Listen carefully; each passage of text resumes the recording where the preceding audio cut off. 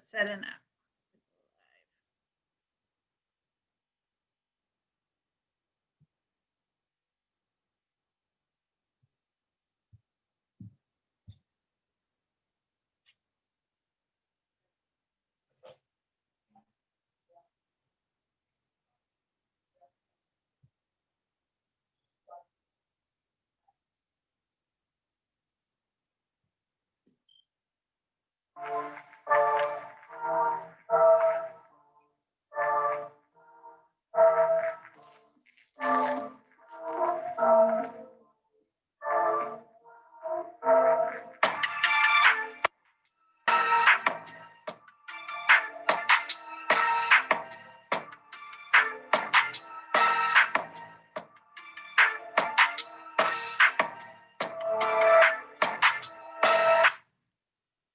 Hey everybody, this is your girl Tawana B from Not Your Normal Conversation. I'm here with Domingos DeRosa. Domingo, say hello to everybody. Hi, everyone. Good afternoon, everybody. So, Domingos, we're just going to jump right into it. Okay? Go ahead. All right. So, Domingos, you're a husband and a father of 4, correct? Yes, I am. And you came to the United States in 1978 from where? Where did you come from in 1978? I was born on the island of Fogo. I migrated to America when I was a little under 9 months. Okay. And so you basically lived here all of your life. Yes, yes. Okay. So you say that you've lived in Roxbury, Dorchester, and now have Hyde Park. Is that correct? Yeah, I grew up on Landon Street in Roxbury off of Dudley Street, next to the Emerson School, where my family owned property. Then we moved a few streets over to East Cottage, which is the first line of Dorchester. We were there for a while, about 17 years. And then my dad bought another property in Dorchester in the Bowdoin area where we lived and currently still own the house on Draper. Right. So what were the things that you saw in the community that made you determined to engage in becoming a community activist? Well, I mean, at first you don't see it as that. You know, I'm just a kid in the neighborhood who grew up being nurtured by my neighbors. We had a sense of community. You know, I had an Italian to the right of me. I had 2 Italians to the right of me, 1 Irish to the left of me, Puerto Ricans across the street, Blacks up the street. So we were a very diverse community. So having that kind of support was a great thing to have. Right. So you've worked for the city of Boston for 21 years. Is that right? A little over 21 years. I started off as a junior lifeguard, and moved my ways through the ranks of lifeguarding. Lifeguarding changed my life. It gave me a sense of ownership of something that, you know, out of everyone in my neighborhood, I was the lifeguard. Like right. So you have a sense of community. Although you're from another country, you've never experienced anything there because you've been here your whole life since you were 9 months old. So what does your sense of community look like? What does community look like to you? Well, for me, community is your neighbors, to the left, to the right, behind you, in front of you, in the corner store, the cleaners, the Chinese restaurant, you know, to and from school. So, you know, for me, community is every and anyone around you, even the folks who are displaced. I grew up on Dudley Street. We had a huge population of users and abusers. You know what I mean? But it was our community. You know, the individuals who stood in front of the liquor store was like our neighborhood uncles. Like they would tell us, don't do this and don't do that, even though they had their habits, but they made sure that we had some sense of respect between the youth and the adults. Right. So why is community so important to you? Because that's who helped shape me. You know, my next door neighbor watched us when my mother was at work. My next door neighbor watched us when my dad was at work. Right.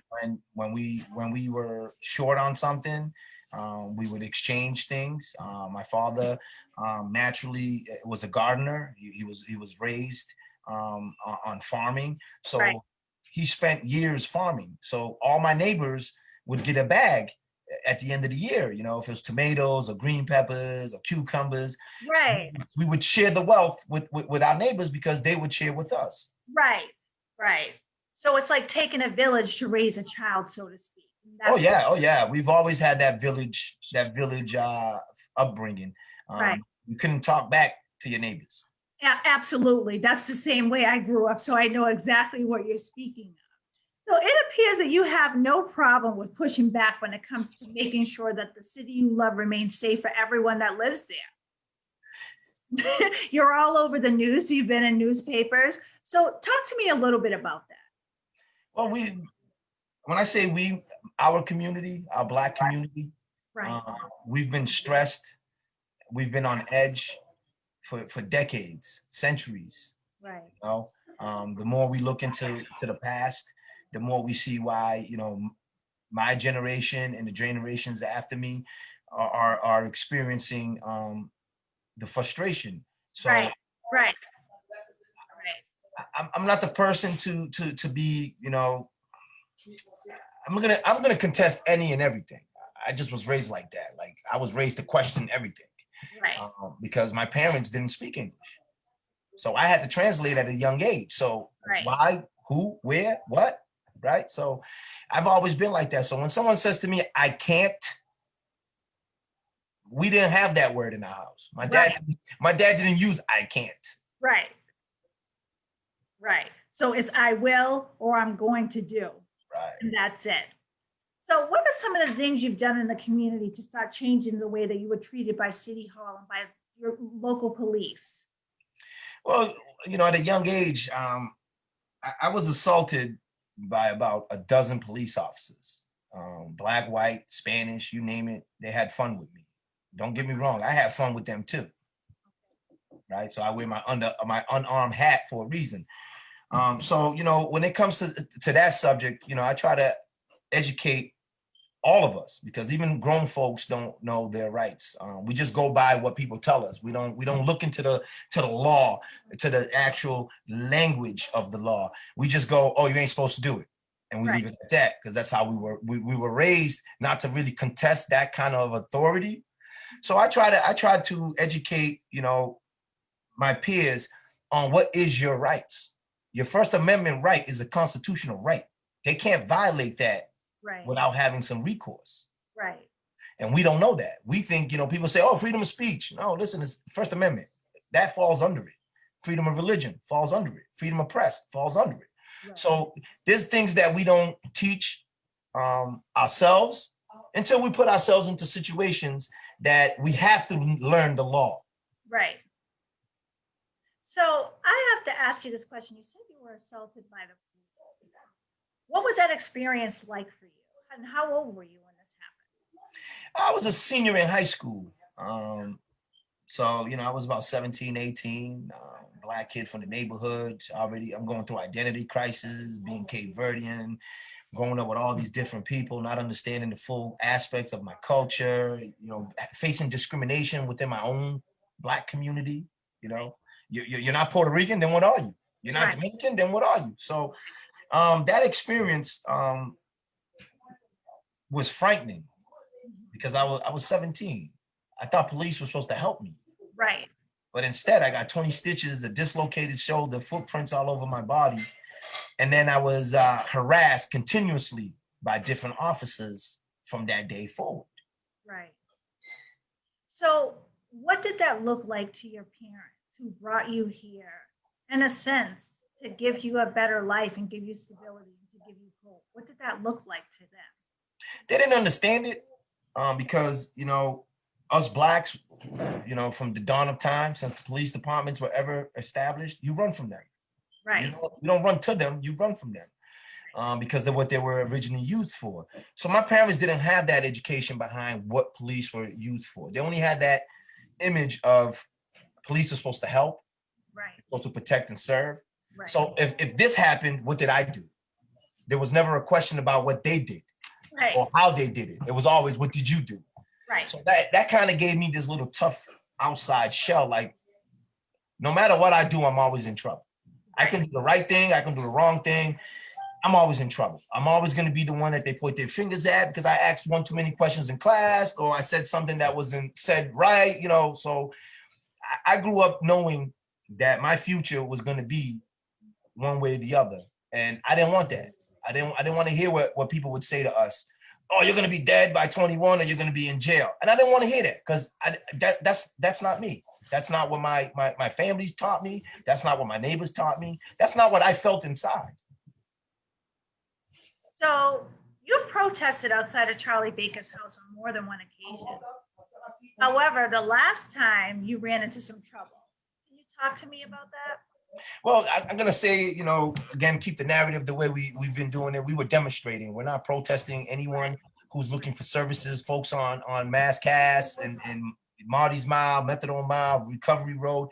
We're not protesting them per se. What we're doing is we're demonstrating our First Amendment rights to bring awareness to the fact that the services are not working. The services are taking federal, state, and local funding, and they're using it in a way that we don't see positive results. So we're asking for the governor to increase his efforts. $4 million for an issue that has 2,400 individuals who have overdosed in 2020, right? That's more than car accidents. That's more than gun violence. That's more than a lot of things that we speak about when people lose their lives. So how is it that the state of Massachusetts only puts in $4 million to deal with something that has to do with a few different categories? So $4 million is going to substance abuse, it's going to homelessness, it's going to job training. So how do we break it down when we have a population that's a little more than what the funds can help? Absolutely. So when you did this demonstration to recreate the methadone mile in front of Charlie Baker's house, what gave you the idea to do that? What was going through your mind at the time when you decided, hey, this is exactly what I'm going to do, and this is how I'm going to go about doing it? And by the way, kudos to you for putting up those orange cones, which no one speaks about, to make sure that no one came out and touched those needles, to make sure that they knew those orange cones meant danger. Don't go past there. I'm just alerting you that there's something there that I want you to see. Because a lot of people don't speak about that in itself. They talk about the needles and what happened outside of Governor Baker's house, but no one speaks about what you did to make sure that they knew that there was something behind those cones. So what gave you the idea to recreate what they call methadone mile in front of Governor Baker's house? We wanted to illustrate a little bit of what residents and constituents and taxpayers, you know, like the politicians like to use it, taxpayers, we the taxpayers, right? What we experience every day and how we experience it. It wasn't to cause harm. It wasn't to intimidate. It wasn't to harass anybody. It was to shine a light on a subject that in our eyes has been neglected, in the Black community has been neglected for decades. Right. And now that the population, as they try to control the narrative, Right. changing the population, but the reality is that population is not the one that's mostly impacted. It's the Black and brown community who continues to be impacted by the war on drugs, Yes. right? So we were just trying to give neighbors, passersby, individuals who were in the area to, hey, what's going on over there? And it did. They came over. Hey, what's going on? What are you guys here doing? Well, we're demonstrating on this issue that we're suffering in Roxbury, South End, Mattapan, Dorchester, here in Boston, and we would like your help to address it at the governor's level. Right. And we was received with positive feedback from neighbors of the governor. We made sure, again, like you said, we put cones down. We spoke to the detailed officer before we started. Right. You know, I'm probably the only Black man that's ever had his hands in his pockets talking to a state police trooper without having guns drawn. Right. Because my demeanor wasn't there to cause harm to anybody or intimidate anybody or make anyone feel uncomfortable. We were there to say, hey, listen, man, we need help. How else can we gain your attention? We've emailed you. We've called. Right. We've showed up at the State House. We showed up at City Hall. We showed up at community meetings. We're knocking and we're knocking and we're knocking, and it seems like no one wants to answer us. So how do we gain someone's attention who basically looks past and through us? Now, you're going to see me smile because I applaud you and I stand with you as far as what you did. And if I was standing next to you, I wouldn't have backed down one bit. I agree with you that the governor needs to look at this because he doesn't pass by Mass Ave or Melanina Cask every day. So he doesn't see the severity of what our children are seeing in the community, what people who are going to work are seeing in the community, what people who live in the community are seeing. Because there's officers sitting out there on a daily basis. And I've driven by there so many times and I've never once seen one of them I've seen them fighting. I've seen them using, unfortunately, amongst other things. And never once has the detailed officer got out of the car and said, hey, listen, this is not okay. I've seen them nodding off, almost being in the middle of the street to the point where they're going to get hit and nothing has happened. So you took this stance. And instead of people saying, hey, maybe this was a great idea, maybe this is something that I need to look at, they decided to take you to court and get a protective order. How did that feel for you when that happened? I got mixed feelings about that. I guess you could say that, the person inside me, I felt like crap. Like, damn, I got another case on my court. Like, I got to deal with I got to see the judge again for some BS. But the person outside of me was like, is that all you got? Is that all you can find to hold me accountable for what you're not doing? Right. Thank you, Governor. I appreciate the fact that you sent 3 different police departments to intimidate me in front of my 11-year-old who sat there and bawled out crying because they didn't have the respect to say, hey, you know what, his kid's here. Let's not jump out 12 cruisers deep. Let's give the man some kind of level of respect. But, even before that, how about a phone call, Mr. Governor? How about having one of your community liaisons make a phone call and say, hey, Domingos, can we have a conversation with you off record or on record or wherever you want to do it? And can we come to a happy medium? Is there something that we can do to get you to back off? Or maybe something that you can do that okay, we can address that? And this is why when I engaged with the officer, I said it to him, yo, I got needles with me. I'm gonna place him on the sidewalk. Okay. What do you think? As long as you don't put him on his steps, you got no issue with us. Okay. So I put it down. So then at the end of the day, are you picking up the needles? Officer, there's no point of me bringing them here to put them down and then pick them up. Oh, we don't have a system to pick them up. Say that again. So my ears now are listening, right? My eyes are moving around. People, the little things inside my head are running. And I'm like, you don't have a shops team? Right. So the following Sunday, I made sure that I put a 311 report in to illustrate the issue in hand. That it's okay for Boston to have a shops team. It's okay for Boston to have a poop team. Like we're paying people to pick up human feces off of people's doorsteps because this thing has grown to an issue that it's uncontrollable. It's a tsunami that's going to be ripping through Massachusetts because we continue to allow elected officials to walk by us, to disregard us, to treat us less than because I don't have a PhD in front of my name. So you spoke about your quarry and this being another thing attached to it. That hasn't stopped you from still being out in the community, representing the community, demonstrating in the community. Because I watched you a couple of weeks back out in the community. And I think that I applaud you. Some people would have stopped after the protective order was issued, but you took it a step further. You've gone to other communities and said, hey, listen, don't let your community end up like ours. riddled with needles and things that our kids don't need to see. What was your feedback from the mayor or any city official from Somerville? They never reached out to me. Again, like I said, I don't have a PhD in front of my name. I don't have a resume to come into a meeting and speak 45 minutes and tell you what I ain't doing, because what I'm telling you, I ain't doing. I'm just telling you what's on paper.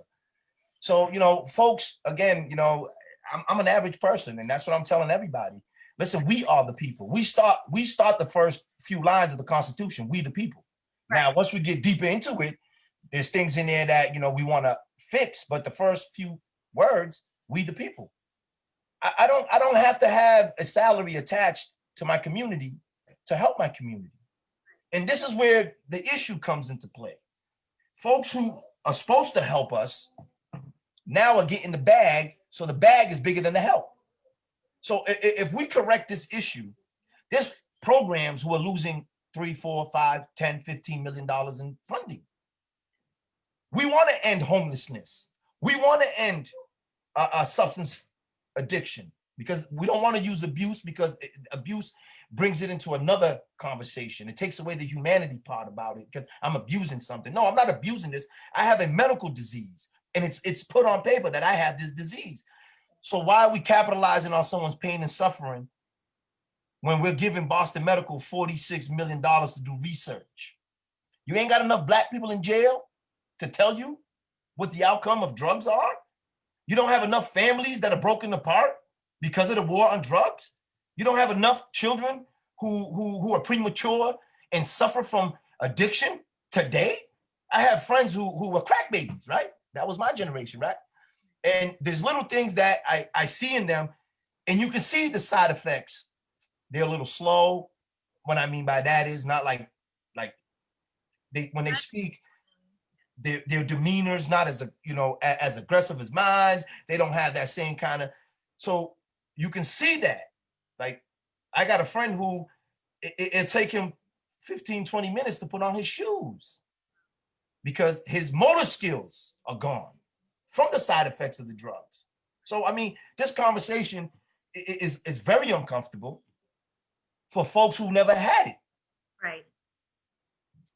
And that's why we're having it today. Because I have to ask you this question. Was there anybody in the community that pushed back against you, as the governor did, as far as saying, hey, listen, I think maybe you went way too far with this. Maybe your approach was not good. Maybe you were off. Was there anyone in your community that felt this way about what happened at the governor's house? I got tons of those. I've been having that for the last 20 years, 20, 25 years, the things that I've been doing to help the community and the way I go about it. Listen, I don't got time for another meeting to talk about the meeting before the meeting. Like, we're losing lives. People are dying. People are going in and out of prison. People are getting displaced. People are losing their homes. My godkids lost their home about a month ago, and they were waiting for a phone call from an elected official. They were waiting for a phone call from the Red Cross, and then a month later, they're still in the shelter that they don't have money to pay for. So for me, there's a lot of folks in the community who have their comments. And I appreciate your negative and your positive and whatever feedback you want to feed. But don't sit at home and criticize what you're not doing.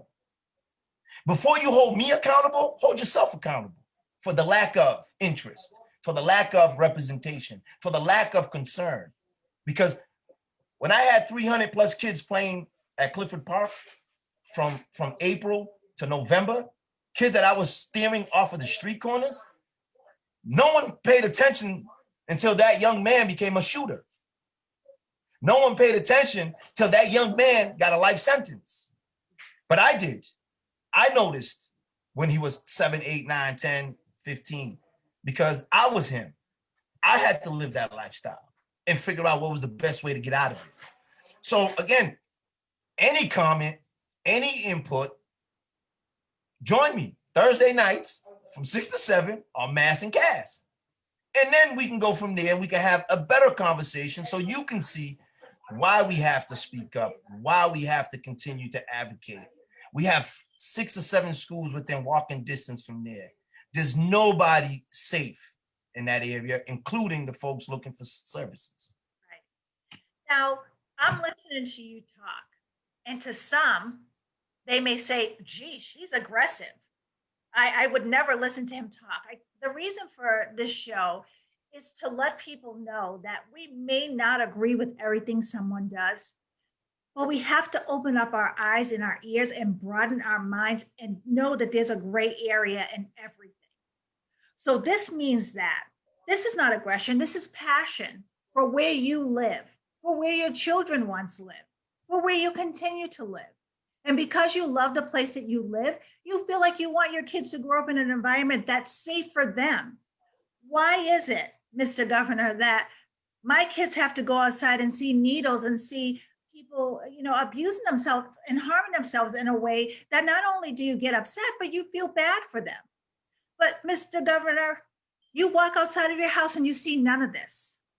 So why not recreate this and put this in front of your house so that if you're not going to answer my emails or my phone calls, here you go, I'm going to show you this.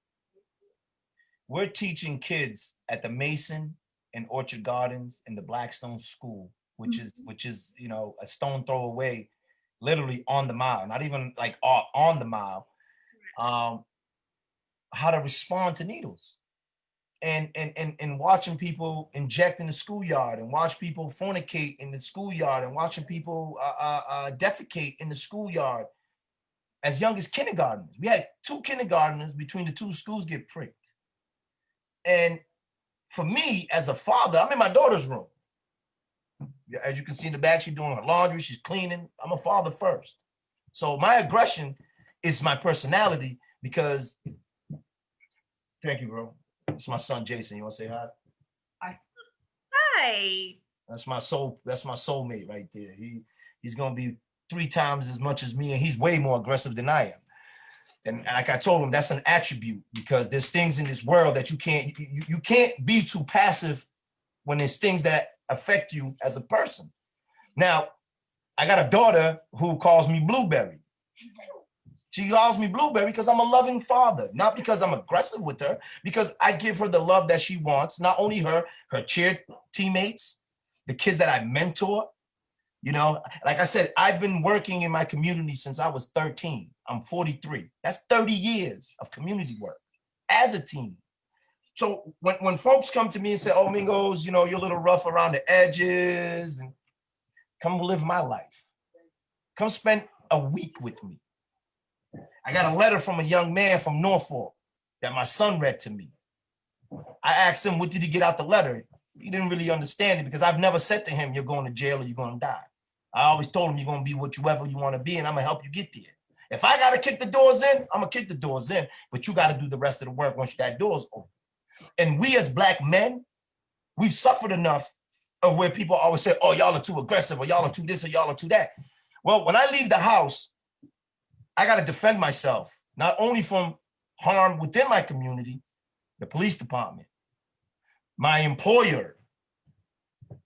So again, I can be this bubbly, loving guy and love every single thing that walks by me, which that's me. That's how I truly am. But there's a certain point in your life where you're going to say, the kids in my community mean more to me than my freedom.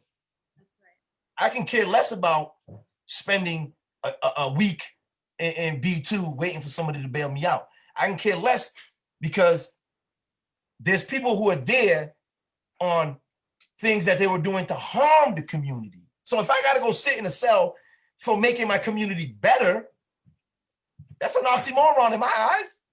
Sign me up. Where do I get in line? Who's number 1? I'll be number 1.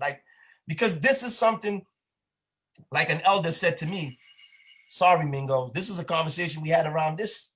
Sorry, Mingos. I'm like, sorry for what? I let you down. I'm like, let me down for what?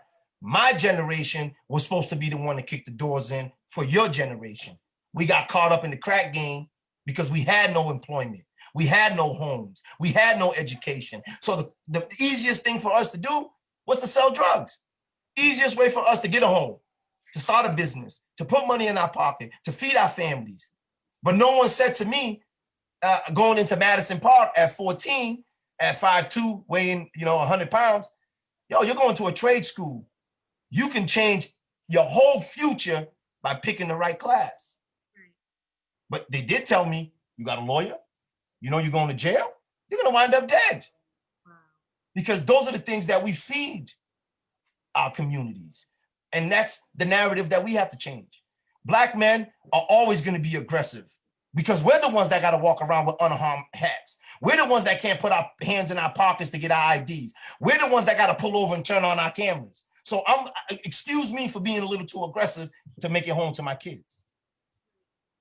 So, I was going to ask you, and I don't need to now because you answered the question. So many people want to know. If there's ever been a time where you wanted to just give up and say, you know what, every man for themselves. Everybody, if you want something to change in your community, then you need to speak up. You need to write letters. You need to send emails. You need to demonstrate. You need to be out here, beating your feet on the concrete, so to speak, to do what I'm doing.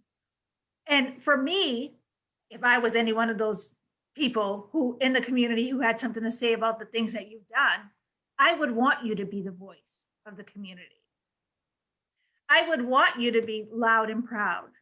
I'm sure there's many people in your community who want to say something, but they're afraid for whatever reason. So I thank you for protecting other people's children, for trying to protect other people's children. I thank you for trying to make the community safer for this generation and generations to come, because it's not really just about just this generation. If you look at it, it's about what comes after. If we can change the laws now, 9 times out of 10, we're making it better for the next generation. So again, and I probably say this 5 more times before this interview is over, I thank you. I appreciate you.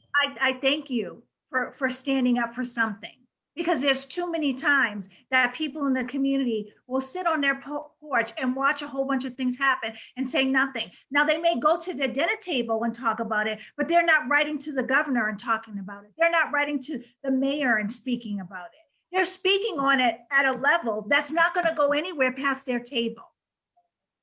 Well, again, that goes back to fear. We fear our true power. Like us as a community fear that. Like the best way I can say it is, when we get to a place in life to understand what our true meaning of life, we've gone through so much hardship that we don't beat ourselves up to the point where we feel like we're less than, we're that 3/5 of a man. We're only worth $8. Your skin tone is not beautiful. Your features, African features are not. So, for me, I try to put that out there off of rip. Like day one, this is me. Take it or leave it. Now, if you take it, we'll be friends for life. You can call me in the middle of the night and my phone is on. I've had the same number for 20 years. Wow. I've had people call me out of the blue. Mingos, I need you. Who's this? So-and-so. I didn't believe you still got the same number. I said, yo, I told you that 20 years ago. If the feds are looking for me, they know where to find me. I'm not running from nobody. I'm here for the long haul, because I looked into my heritage in high school and found out about this guy named Amilcar Cabral that was like the man, right, for Cape Verdeans. Right. How the hell you gain your independence with 2 bullets and 1 gun? You fight a whole sovereignty, a whole country with this little island in the middle of nowhere to gain independence. Why didn't you stop? Why didn't you quit? You only had 2 bullets and 1 gun. How did that work? The effort of the people. How people go about bringing people together. Our anger is our passion, which leads to change. Excuse me if you don't appreciate that, because you've been given a white spoon, a golden spoon, all your life. You have white privilege. You don't need to fight to get something to eat. If you're the baby of the family, you don't make it to the dinner table, guess what you get? Leftovers. You get whatever's left. And if you don't want that, you get nothing. So that's the bottom line. You get nothing. So we've been getting nothing because we're the last of the last. On social class, you have folks who are not, and they get where we don't at all. There's no way in the world that I'm only worth $8 to America. But as a slave in 1619, I was the equivalent of 40,000. I'm reading some stuff now, and it's telling me the slave trade had generated over 700 trillion dollars, equivalent to today. That the slave trade has generated over 700 trillion dollars. But I'm only worth $8 today. Again, take my character, assassinate it, make my value less than. Nah, not this black man. You're not gonna put a dollar value on me. Okay, you're not gonna make me feel less than because you want to feel empowered. If that's the case, then listen, man, see me on the corner, because we can do it two ways and we still can be friends. We can agree to agree, or we can agree to disagree so we can come up with a solution. Because agreeing to disagreeing is not fixing the issue. Right. Right. So this brings me to this, because now we're coming up on election time, and everybody, with number 45 in office, and everyone's running for state representative. You, my friend, are trying to claim your seat as a Boston City Councilor. So tell me what you're trying to do in order to claim your seat at City Hall. What is the ultimate goal for you to claim the seat and say, hey, listen, this is why I'm doing this? Because a lot of people that know you and have seen you in the community know why. But there may be somebody that's watching or listening that hasn't a clue who you are. So why are you trying to claim your seat as a Boston City Councilor and City? Diversity, real true diversity. I'm not knocking anybody for pursuing their paths and lives, but there's a population of us who hasn't gotten that opportunity from day one. Right. We were passed along in school just to pass us along. Right. We graduated just to graduate. No one inspired us to further our education. No one inspired us to look into Ivy League schools. No one inspired us to be the inspiration within our own community. We've always looked for inspiration outside in someone else's community, but never inside our community. I'm a kid that grew up on Dudley Street. And folks who know Dudley Street know what kind of street it is. I lived on East Cottage in Dudley. Very tough neighborhood in the 70s, the 80s, the 90s, 2000s, very, very tough. 9 out of 10 of us are supposed to be incarcerated or dead or in prison. I mean, in prison, dead, or deported. For me, that's true. I got a third of my friends are dead, a third of them are deported, and a third of them are in jail. I'm the 1 out of the 10 who identified a lot of the issues at a young age and made decisions to go against the grain, to be that fish that swims opposite the school. I didn't want to swim with the school. I'm not going to the net. I know what's at the end of this.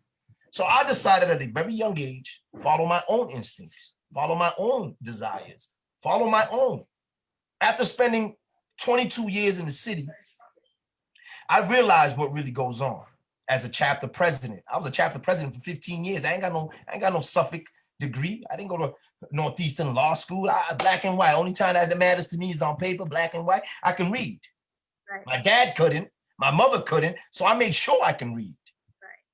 And I started to notice how different sections of the city would get 88% or 88 out of 140 small business loans, and then we don't get none.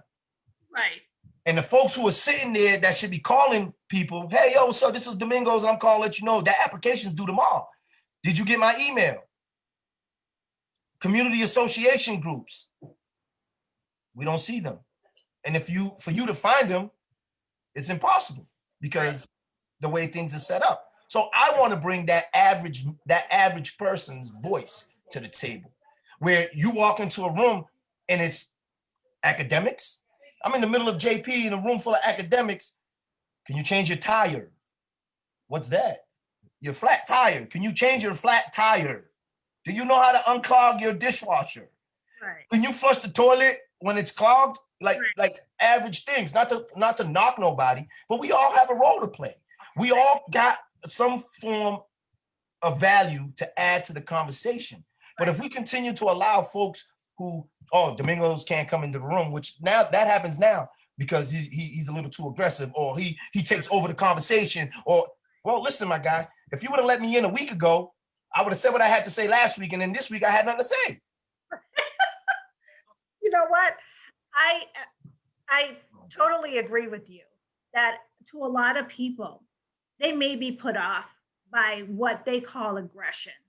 And to most, a lot of Black and brown people or minority people are aggressive. And I don't, it comes across as aggression, but we have passion for something. We're not being heard. So you are our voice. So I'm asking all the listeners, it's voting time, people. And it's time for us to get into it. It's time for us to vote for somebody who's not just talking about all of these things that he's going to do, that he wants to do. He's doing it. He even went as far as to get a protective order put on him just to let the governor know, hey, listen, my kids and your kids, they're the same. And I don't want them looking at needles when they come outside or when they're walking to school. When someone goes to work, this is not what they should have to see. We need to build more community. We need to build more programs. We need to build more places for people to go and get help, not more prisons. These people that are outside Boston Medical, prison isn't always the answer. So I say to everyone who can vote for Domingos DeRosa for Boston City Council. Domingo, is there anything else you want to say to us before we end the segment? Listen, I appreciate the time to come out and speak on things that, they are uncomfortable conversations to have for folks who's never had them, So I don't want to tiptoe around the issues. Full steam ahead. Let's get to it. Let's fix it. Let's figure out how we can make it comfortable for everybody. I got my younger daughter with me and my son with me.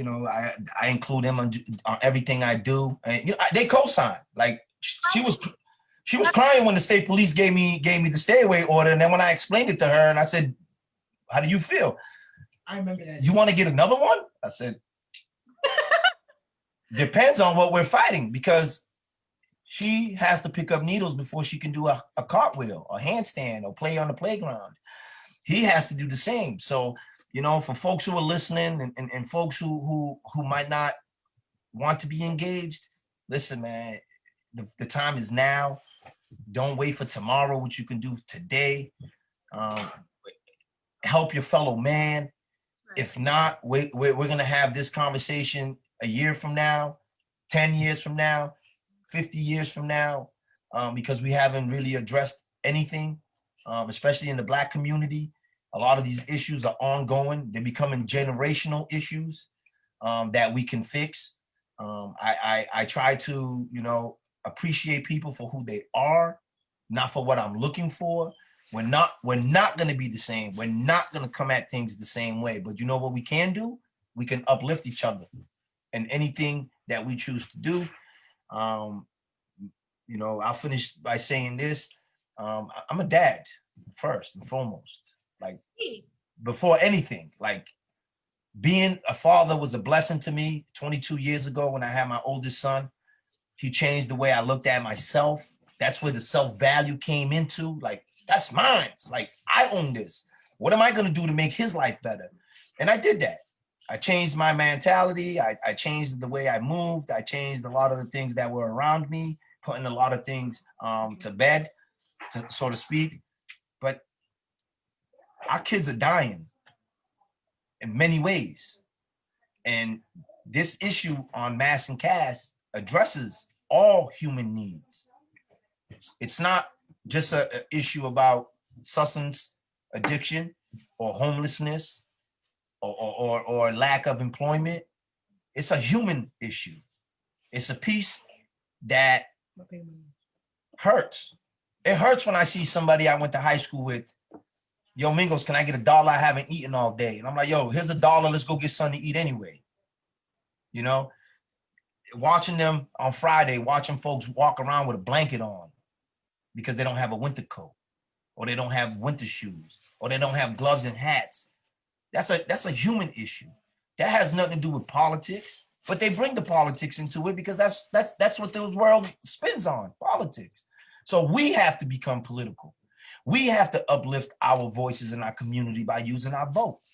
by taking that one vote that you have and amplifying it with the community.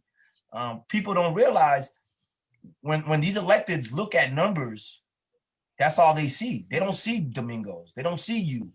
They don't see your family. They see the numbers. Come and see us as people. Don't just knock on our doors during election time. Come knock on my door. Like I said to the cops, y'all want some water? Y'all need to use the bathroom? Y'all a long way from home. So I appreciate you guys having me on today. I truly, truly do. November 17th, we're asking folks to call in on the Zoom meeting, email the city, your statements or your concerns, sign up for a verbal testimony. If you don't want to do a verbal, please send your emails in. We've shared that information where you can go and do it, because it's not contained to that one area. So in 6 months, it might be in your doorstep. That's right. Domingos DeRosa for Boston City Council. I will be voting, and I thank you for coming on the show. I thank you for being a great support and a great activist for the community. I will stand and say this for everybody. I thank you for everything that you've done for us. We appreciate you. And stay blessed. And you have a lovely family. You guys have a blessed Sunday. And thank you all for joining in to Not Your Normal Conversation with Tawana B. Stay tuned. There's more to come on the next episode. Everybody have a blessed day.